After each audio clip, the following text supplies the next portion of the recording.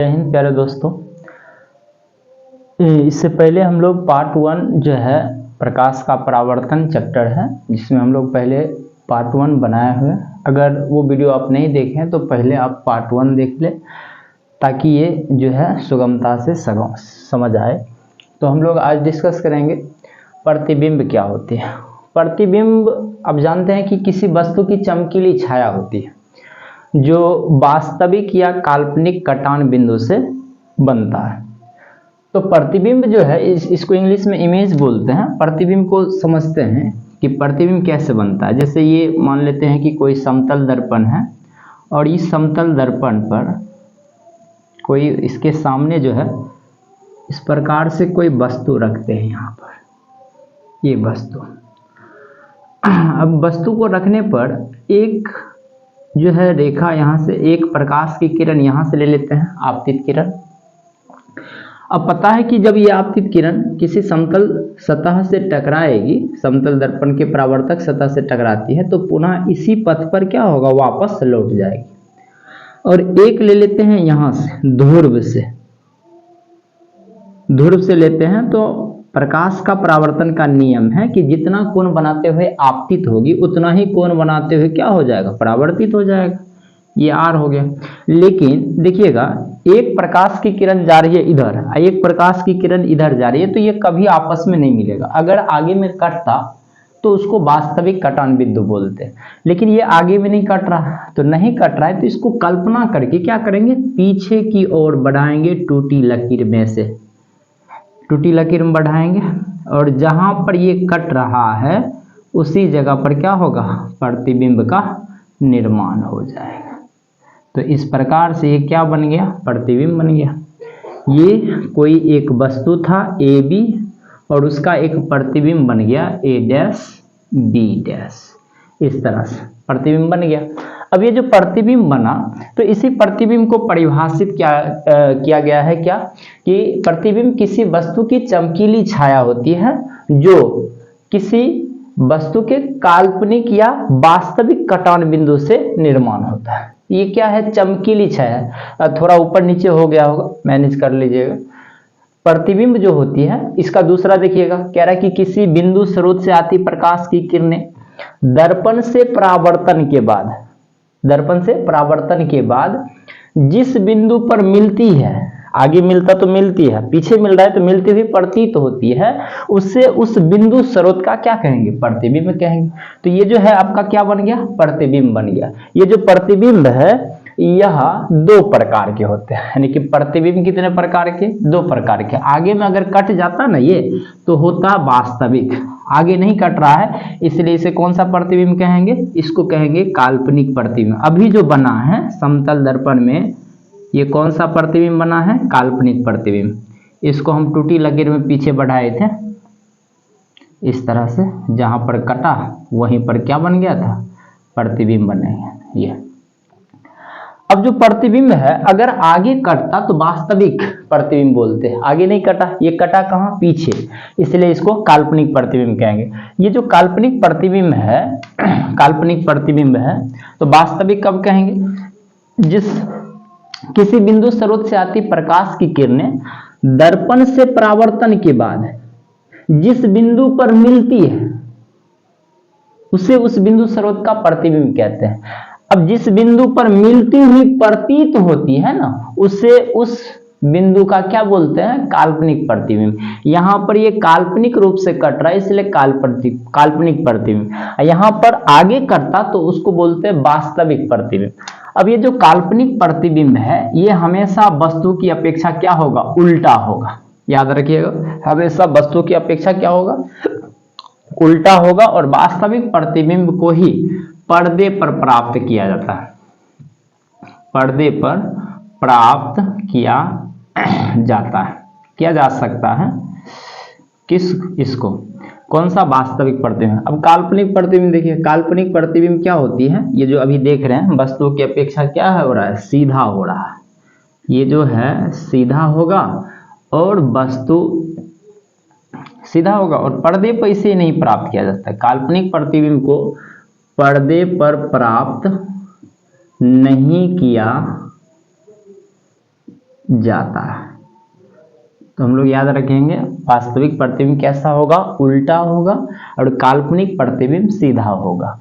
इस प्रकार से प्रतिबिंब दो प्रकार के होंगे, वास्तविक और काल्पनिक। हम लोग जो टीवी वगैरह में देखते हैं वह कौन सा होता है, वास्तविक प्रतिबिंब होता है। जबकि हम लोग अगर आईने में अपना शक्ल देखते हैं, आईना जो होता है उसमें जो देखते हैं वह कौन सा प्रतिबिंब होता है, काल्पनिक होता है। आईना में जो देखते हैं वो कौन सा प्रतिबिंब, काल्पनिक होता है। अब समझते हैं छाया क्या होती है। छाया को इंग्लिश में क्या बोलते हैं, शैडो बोलते हैं। ये जो छाया होती है, जब प्रकाश किसी वस्तु की आर पार नहीं करती है तो ऐसी स्थिति में उसके विपरीत दिशा में देखिएगा एक प्रकार की आकृति बनती है जिसे छाया कहा जाता है। तो इस प्रकार से ये छाया समतल दर्पण में अब समझते हैं प्रतिबिंब की विशेषता। किसकी विशेषता देखना है, प्रतिबिंब की विशेषता, कि प्रतिबिंब की क्या विशेषता। जैसे ये समतल दर्पण है, अभी ये समतल दर्पण है और इसमें देखिएगा प्रतिबिंब की क्या विशेषता है। तो बनाने के क्रम में ऐसे बनाएंगे। अब देखिएगा एक तो ये दर्पण के पीछे बनता है, पहली विशेषता क्या होगा, दर्पण के पीछे बनता है, पीछे। उसके बाद ये कैसा प्रतिबिंब है, सीधा है, सीधा है। सीधा होने के साथ साथ देखिएगा जब ये सीधा, तो अभी बताएं कि सीधा जो प्रतिबिंब होगा वह कैसा होगा, काल्पनिक होगा। कैसा होगा, काल्पनिक होगा।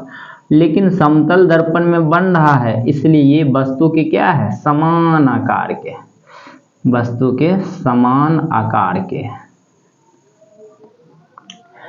तो विशेषता क्या क्या होगी कि समतल दर्पण में प्रतिबिंब की विशेषता यह है कि प्रतिबिंब दर्पण के पीछे बनता है। कैसा होता है, वस्तु की अपेक्षा सीधा होता है।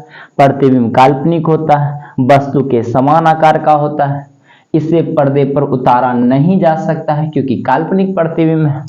इसके बाद देखिएगा ये जो प्रतिबिंब है, ये जितना दर्पण के आगे वस्तु की दूरी है ना, उतना ही दूर पर क्या है, प्रतिबिंब बनता है। मतलब कहेंगे कि जो वस्तु दूरी है दर्पण से, वही क्या दूरी है, प्रतिबिंब की भी वही दूरी होगी। दोनों दूरी क्या है, समान है। दर्पण से आगे वस्तु जितना आगे रहेगा, प्रतिबिंब उतना ही पीछे बनेगा। तो इस प्रकार से हम लोग समतल दर्पण में प्रतिबिंब की विशेषता देखें। अब देखिएगा एक पार्श्विक विस्थापन क्या होता है, इसको बोलते हैं इंग्लिश में लेटरल इन्वर्जन। पार्श्विक विस्थापन क्या होती है, आप किसी समतल दर्पण के सामने जब जाते हैं तो देखिएगा गौर से कि आपका जो दायां भाग है ना वह प्रतिबिंब का बायां भाग होगा, और आपका जो बायां भाग है वह प्रतिबिंब का दायां भाग होगा। इसी घटना को पार्श्विक विस्थापन कहा गया। अंतर है वास्तविक प्रतिबिंब काल्पनिक प्रतिबिंब, अभी जो पढ़े थे उसमें क्या कह रहा है कि यह किरणों के वास्तविक कटन, मतलब अगर आगे अगर कट रहा है इस तरह से, ये किरण जो बनाए थे इस तरह से, ये प्रकाश की किरण गया फिर लंबवत इस तरह से लौटा, और एक लिए यहाँ से जो इस तरह से इधर जा रहा है। तो एक जा रहा है इधर और एक जा रहा है इधर, लेकिन क्या होगी, परावर्तित प्रकाश के द्वारा कटना चाहिए। तो हम पीछे बढ़ाए थे और जहाँ पर बना था, जहाँ पर ये कटा था, उस जगह पर क्या हो गया था, प्रतिबिंब का निर्माण। लेकिन ये काल्पनिक कटान बिंदु से हुआ है। तो देखिए किरणों के काल्पनिक कटान बिंदु से बनता है, उसको हम लोग काल्पनिक प्रतिबिंब कहते हैं। तो ये अंतर है। और बताए थे कि वास्तविक प्रतिबिंब हमेशा उल्टा होता है, काल्पनिक क्या होगा, सीधा होगा। इस प्रतिबिंब को, वास्तविक को पर्दे पर उतारा जा सकता है, लेकिन काल्पनिक को पर्दे पर उतारा नहीं जा सकता है। जब तक आप आईने के सामने खड़े हैं तब तक प्रतिबिंब बना, हटे तो प्रतिबिंब भी हट गए। तो ये जो है पर्दे पर उतारा नहीं जा सकता है, लेकिन दर्पण के सामने बनता है। अगर ये दर्पण था, इसके आगे अगर कोई वस्तु का प्रतिबिंब बनता है तो वास्तविक होता है, अगर पीछे बनता है तो काल्पनिक होता है। इसीलिए कह रहा है दर्पण के पीछे बनता है कौन सा प्रतिबिंब, काल्पनिक प्रतिबिंब। इस पर हम लोग देखते हैं दर्पण में कह रहा है कि जो दर्पण होती है वह चिकनी और चमकीली सतह जो नियमित रूप से प्रकाश को या निश्चित नियमानुसार प्रकाश को परावर्तित करती है। जैसे मान लीजिए कि ये पूरा समतल सतह है और ये समतल सतह क्या करती है, जो कि चिकनी मतलब एकदम जो है सॉफ्ट होगा, मुलायम होगा, चमकीली सतह होगा, और निश्चित नियमानुसार मतलब क्या होता है, जैसे प्रकाश का परावर्तन का 2 नियम पढ़े थे, वो नियम अनुसार क्या करती है, प्रकाश को परावर्तित करती है। प्रकाश लगता है उसको क्या करती है, परावर्तित करती है। साथ ही जिसकी एक सतह रंजित रहती है, जैसे हम लोग दर्पण देखते हैं तो दर्पण का एक सतह जो पीछे होता है वह क्या रहता है, कलई किया रहता है, पॉलिश किया रहता है या रंजित अवश्य होना चाहिए, तभी उसको हम क्या कहेंगे, दर्पण कहेंगे। अब ये जो दर्पण है, दर्पण के प्रकार, तो दर्पण 3 प्रकार के होते हैं। अभी अभी हम लोग जो पढ़े थे वह समतल दर्पण था। अभी जो हम लोग पढ़ेंगे ये गोलीय दर्पण है। एक होता है परवलयिक। अब समतल दर्पण समझते क्या होता है, समतल दर्पण मतलब क्या, वैसा दर्पण जिसका चिकनी एवं समतल जो सतह समतल सतह से क्या होती है, प्रकाश का परावर्तन होता है समतल सतह से, तो उसको बोलते हैं समतल दर्पण।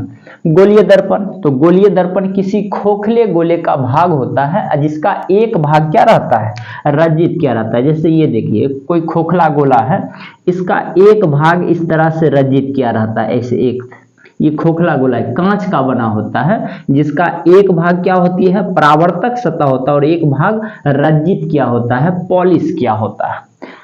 और ये परवलयिक क्या होता है, परवलयिक मतलब वह पूर्णतः गोल नहीं होती है, कुछ इस प्रकार से बना होता है, इसको बोलते हैं परवलयिक दर्पण, परवलयिक। तो हम लोग मेन चीजें ये चीज देखेंगे, गोलीय दर्पण। गोलीय दर्पण में एक पढ़ेंगे अवतल दर्पण, एक पढ़ेंगे उत्तल दर्पण। अवतल दर्पण मतलब ये अगर खोखला गोला का भाग है, ऐसे खोखला गोला का भाग है, तो जिसका कह रहा है कि उभरा हुआ भाग, कौन सा, उभरा हुआ भाग, ये उभरा हुआ जो भाग होता है ये पॉलिश किया रहना चाहिए और धंसा हुआ भाग परावर्तक सतह हो, तब उसको कहा जाता है अवतल दर्पण। अब क्या होती है, जो जिसका धंसा हुआ भाग, ये वाला जो भाग है, ये वाला भाग कलई किया है, धंसा हुआ भाग कलई किया हो और उभरा हुआ भाग, ये वाला भाग जो है आगे वाला, ये क्या हो, परावर्तक सतह हो। परावर्तक सतह मतलब क्या, जहां से प्रकाश लगे और वापस आ जाए टकरा करके, उसको बोलते हैं। तो धंसा हुआ भाग कलई किया हो और उभरा हुआ भाग परावर्तक सतह हो, तो ऐसे दर्पण को उत्तल दर्पण कहते हैं। तो पूरा मेन फोकस इन्हीं दोनों पर रहेगा हम लोग का। इसका कमेंट में आपका जो है टेलीग्राम का लिंक दे दिया गया है, वहां से आप इसका पूरा PDF जो है डाउनलोड कर सकते हैं। धन्यवाद।